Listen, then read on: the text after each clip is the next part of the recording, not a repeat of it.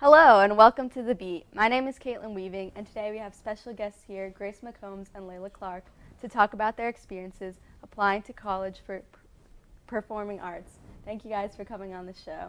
Thank you for having us. Why do you want to go to college for performing arts, and how long have you known that you've wanted to go for performing arts? I decided my sophomore year. A common question that they ask you when deciding to pursue musical theater is, can you see yourself doing anything else? And if you can, they say don't do it because it's too much to put yourself through. You don't want to do it wholeheartedly, but I knew my sophomore year that I wanted to do it.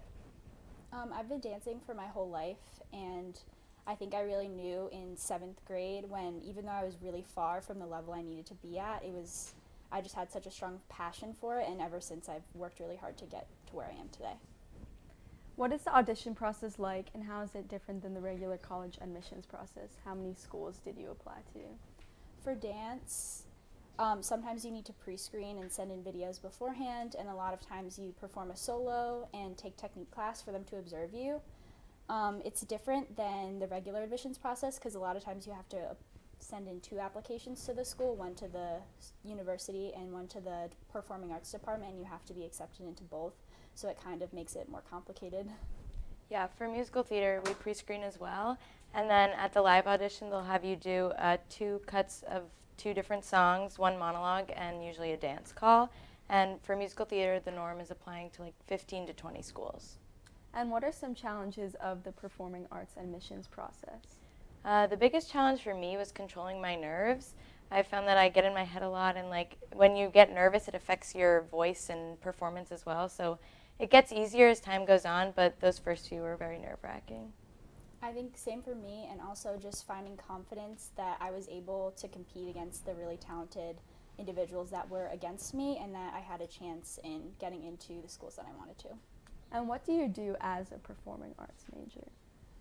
A day in the life of a dance major looks like technique classes in the morning, Monday through Friday, and then in the afternoon you'll probably have some general education classes, and then dance electives in the evening, in addition to rehearsals, which is whatever you want it to be, and you can do pieces from other students or guest artists that they bring in.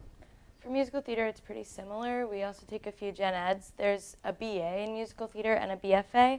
So the BA is like 60% musical theater-based work, and then the BFA is 80 to 90%. And what are you looking forward to most for college? I think I'm looking forward to performing with new people and getting to know new people. We've been performing with these people, which has been great for a long time now, and so I think it'll be cool getting to know like a new cast of people with like new talents.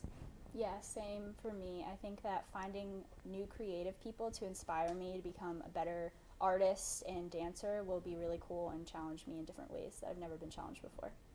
And what advice would you give to underclassmen who are looking to follow a similar path?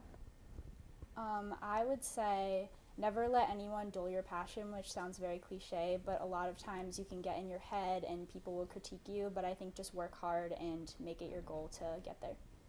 Yeah, I think being prepared is a big thing, and also like don't think about the big picture of like applying to schools that determine your future. Like think about it as like each audition is its own performance.